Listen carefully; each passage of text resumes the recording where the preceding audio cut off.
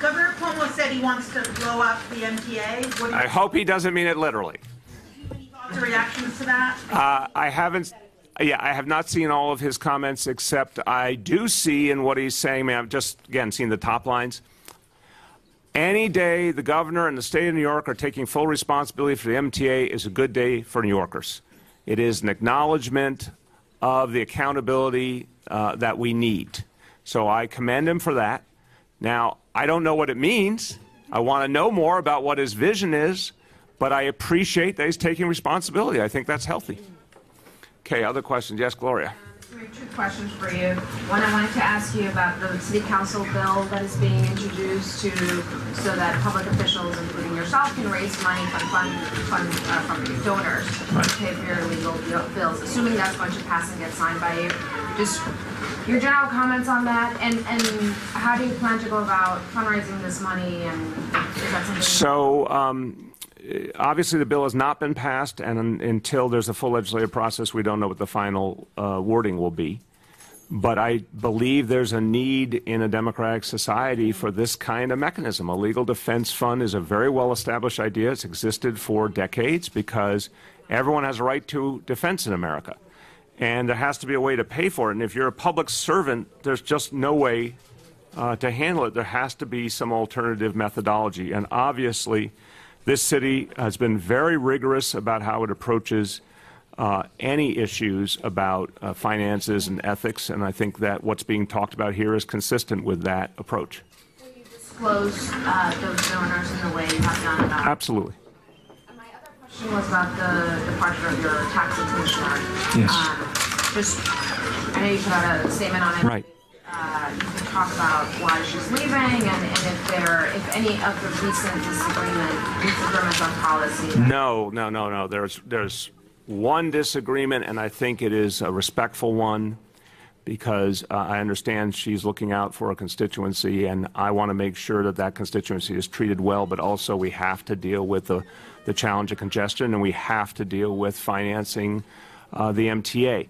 So I'm looking at a lot of different pieces in the equation. She's particularly looking out for her constituency. I respect that. I do want to make sure that that surcharge is fair to yellow cab drivers, and I want to make sure, and green cab drivers, and I want to make sure it's handled properly.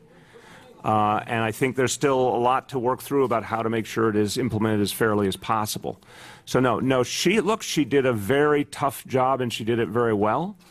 And for 4.5 years, I talked to her, and she was just clear about it was time for a change, and she clearly felt deeply for the people she served.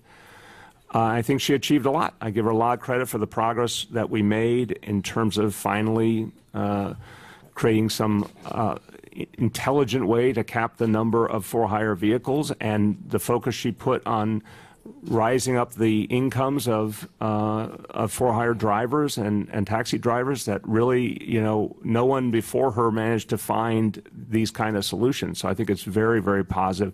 But I just think she got to a point where she had done a really grueling job for a long time, and she was ready for a change. Okay, yes, Marcia.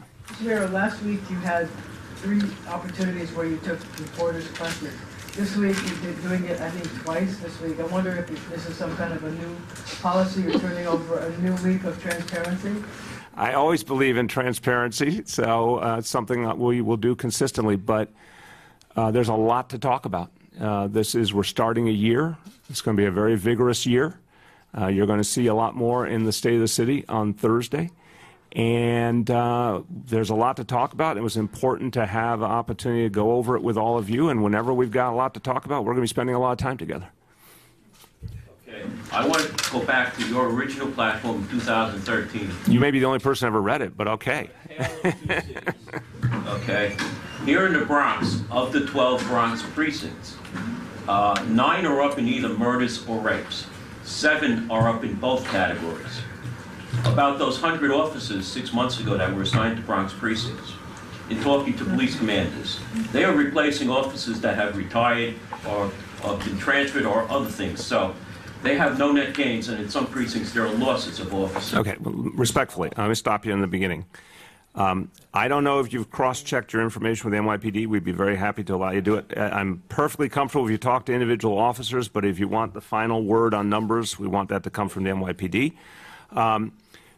I was very honest, as was Commissioner O'Neill last week, that we're dealing with a reality that is very troubling when it comes to the increase in rapes, but is based on something, as far as we can tell, and I think it's fair to say most advocates can tell, that is about the actual numbers finally being honestly reported in a way they never were in the past. In other words, for years and years, that level, God forbid, but it's true, that level of rape and sexual assault appears to have been happening but going unreported. It's finally coming out the way it needs to. We're going to be very eagle-eyed if we think anything else is going on, but that's what we think we're seeing right now. But on the overall reality, I would have to remind you, overall crime is down. Homicides, again, under 300. We always are looking for if there's parts of the city that need more attention, more help, and we'll always give the Bronx whatever resources it needs. But I want to be cautious in saying to you, the overall trends have still been very consistent, including for the Bronx. I want to go to one specific precinct, the 50th precinct in the Bronx, which was the safest precinct in the Bronx. Okay? In 1998, they had less than 7 murders. They had 7 murders this year. So they're back to the rate of murders of 1998. Again, I can't give you enough fine-tuning. The 7 categories of top categories, crime is up. Now, in 1998, the 50th precinct had 178 officers.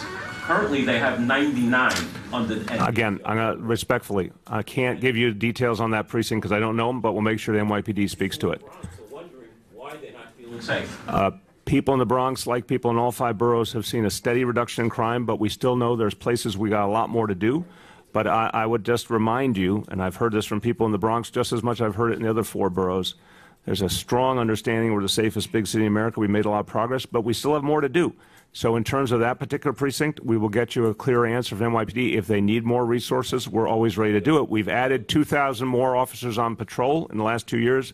We clearly have more to work with, and we'll get them where they need it. Go ahead. Yesterday, some members of the Seattle City Council were in town saying that having an Amazon headquarters isn't, in some ways, advantageous to a city. Can you respond to those comments, sir? I didn't get to see the whole report, and I'd really be interested in talking to them. But I said this at various points. I have a critique of corporate America. I don't for a moment think because a corporation shows up, everything's going to be perfect. I think it's up to us to hold their feet to the fire. They made a series of commitments. We're going to hold it to it, and then we're going to push for more. That said, unlike Seattle, where they already existed, the difference here is getting a commitment to a minimum of 25,000 jobs, a maximum of 40,000 new for our city is a very big deal, and it's a very big deal for our tech community, which is a big part of our future. So I think the reality in Seattle and here is different, sort of on a strategic level, but I think the concern that I believe they're raising, that companies need to be held accountable, I agree with that 100%. I agree with that whether you're talking about a real estate developer or you're talking about a tech company or anyone else. They need to be held accountable. Go ahead. Mayor, with the federal shutdown just kind of continuing, is the city at risk of losing or running out of federal money for programs like SNAP or WIC? And sort of what happens when that happens? What's the landscape there? Well, the day the shutdown began, I said that, after you get past the middle of January, it starts to be more and more of an issue, so we're getting real close.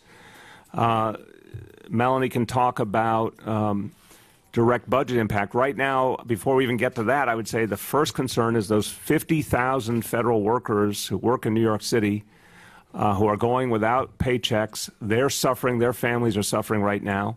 I think you're going to see the nonprofits that depend on federal money really in a tough place because they don't have the kind of cash flow that the city government does.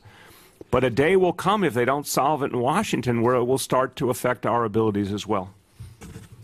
No, I think it's just what you said, which is you start to really get concerned about where we are as we get to mid-January. In addition to SNAP, which we have at this point no indication that that is currently from the federal government at risk. There's also a Section 8 subsidies as well. So it's not just about SNAP, but also about our Section 8 subsidies that are both at NYCHA and also at Housing Preservation and Development. Follow up on the Amazon question, Mayor.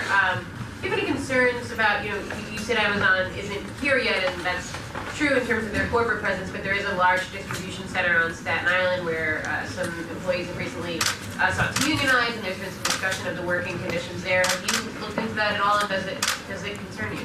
I don't know the details of that site, but I support unionization for sure. And if there are problems there, I want to know about them, and I want to push Amazon to address them. Okay, anyone else? Yes, Rich.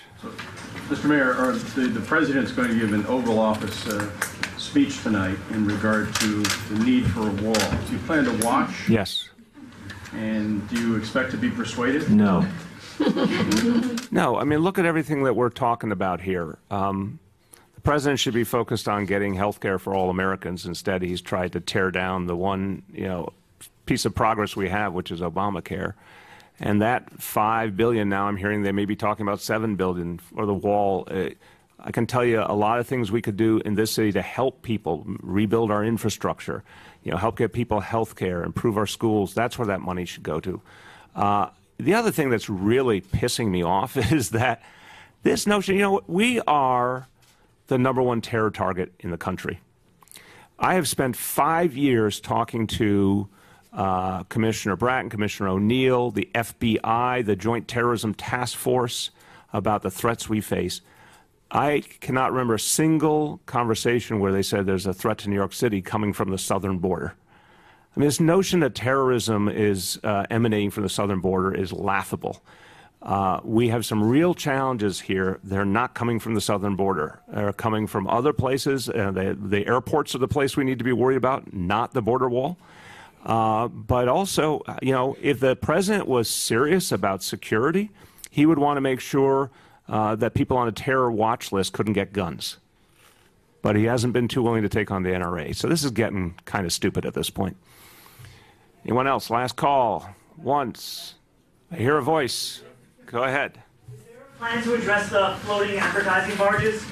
I don't like them. And from the best of my understanding, there is a real legal problem there. So I need to get briefed on that. But if, as I presume, they're unauthorized, we'll stop them. Anybody else? David? Did you think your likeness on The Simpsons looked like you? David, you and I have obviously found a very special connection point here. It's my voice. I want to first say to the voice question, because a bunch of people in my life have said that doesn't look like you, that doesn't sound like you. It is my voice. I don't know what they did to it because it does sound kind of different, but it is my voice. Does it look like me? Maybe in some idealized world, but yeah, they missed the sideburns. No, it was fine. I don't use a sash. Mayor Quimby wears a sash. I don't. All right, last call. What? Oh, so that was their thing. I was like, really?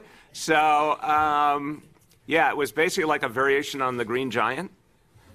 And I was kind of like, now that I've seen the whole thing, I'm like, do you guys ever put anything in context? And I love them. I think they're like great. It's an amazing show. But I was this image comes out of nowhere, and then it's gone, and there's no reference. But I think because they are the Simpsons and they're referencing all of American culture all the time, that was like a Jolly Green Giant kind of thing. And when I taped it, I was in Midtown, and I had like the headphones on, and the producers were out in L.A., and they're literally like, okay, we want you to try this. Now we want you to try this. They're like, can you do a Green Giant laugh? And I'm like, not something I do usually, but I could try, So they just coached it through to get the thing they wanted. That's my brush with fame. You did end up on the cutting room floor? No, they wanted the same thing over and over different ways. So that was literally what they taped. And I was trying to understand. They did say Grandpa's going to be on your shoulders. They said that Grandpa, for whatever reason, he gets to come to New York City, and he gets a lot of money. He gets to come to New York City, and They don't explain why he ends up on my shoulders, but they wanted a combination of like a height joke and Grandpa's on my shoulders and I'm bragging about how far you can see from being on my shoulders. And it made sense at the time. I'm not sure it made sense in the flow of the show, but it was just wonderful to be a part of it. I was very, very happy. All right, thanks, everyone.